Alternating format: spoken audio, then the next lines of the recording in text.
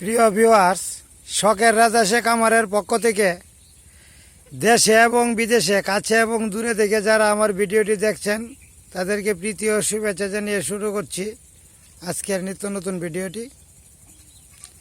আশা করি আমার চ্যানেলটি সাবস্ক্রাইব করে নিত্য নতুন ভিডিও পাইতে চ্যানেলটির পাশে থাকবেন।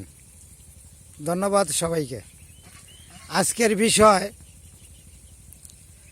দেখেন, সবুজ ঘাসের এখন একটু সংকট, আর সংকট থাকার কারণে আজকে একটু সকাল সকাল অর্থাৎ 4:30 বাজে, এখন 4:30 দানাদার খাবার দিয়ে দিলাম।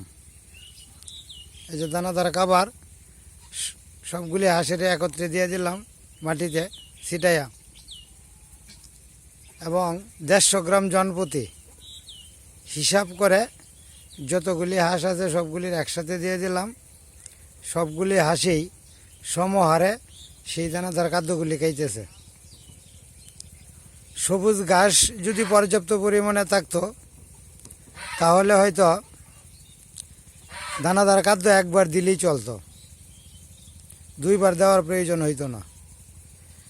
আরও কয়েকটা দিন, আশ্বিন মাস যেটা, ওই আশ্বিন মাসের 15-20 তারিখ পর্যন্ত দানাদার খাদ্য আমাকে 2 বারই দিতে হবে, একটু স্বল্পতার কারণে। আর আশ্বিন মাসের 20 তারিখের পরে হাঁসগুলিকে স্থানান্তর করে নিব অন্যত্র।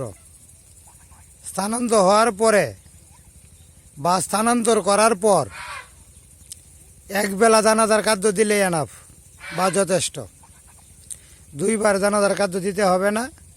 তাছাড়া এখন 2 বার দানাদার খাদ্য দেওয়ার আরেকটা কারণ আছে। মনে হয় যে বোধহয় সপ্তাহ 10 দিনের ভিতরেই হাঁসগুলি ডিমে উঠবে। ডিমে ওঠার জন্যই দানাদার খাদ্যটা একটু পর্যাপ্ত পরিমাণে দিতেছি, যদি ডিমের সংখ্যা একটু বৃদ্ধি পায়। আমি আশাবাদী, যারা আমরা নতুন উদ্যোক্তা বা যারা আমরা রাজহাঁসের সাথে সম্পৃক্ত বা লালন পালন করে থাকি, তারা যদি দানাদার খাদ্য একটু বেশি পরিমাণে দেওয়া থাকেন, অবশ্যই 10 থেকে 15 দিন পূর্বেই ডিমে আসবে এবং ডিমের সংখ্যা বৃদ্ধি পাবে। যেখানে 8টা বা 10টা দেওয়ার কথা, যেখানে 8টা দেওয়ার কথা এখানে 10টা দিবে, 10টার জায়গায় 12টা দিবে।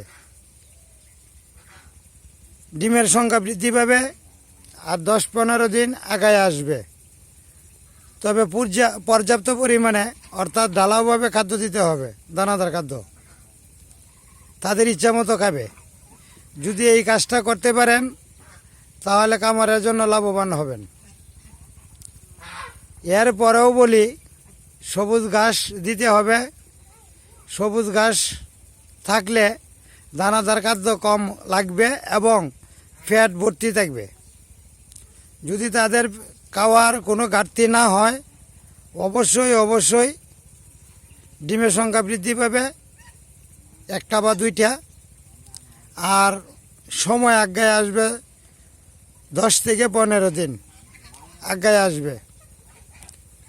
এই হইল আমার ফর্মুলা, আমি আপনাদের সাথে শেয়ার করলাম। যারা আপনারা রাজহাঁস লালন পালন করেন তারা হয়তো বা আমার এই নিয়ম অনুযায়ী একবার চেষ্টা করে দেখতে পারেন, এতে লাভবান হন কিনা। আমার দৃঢ় বিশ্বাস আপনারা লাভবান হবেন। আর একটা বিষয় হচ্ছে, অর্থ উপার্জন করলে কিছু অর্থ ব্যয় করতেই হবে। অর্থ ছাড়া অর্থ ধরা যায় না, এই কথাটা চিরন্তন সত্য।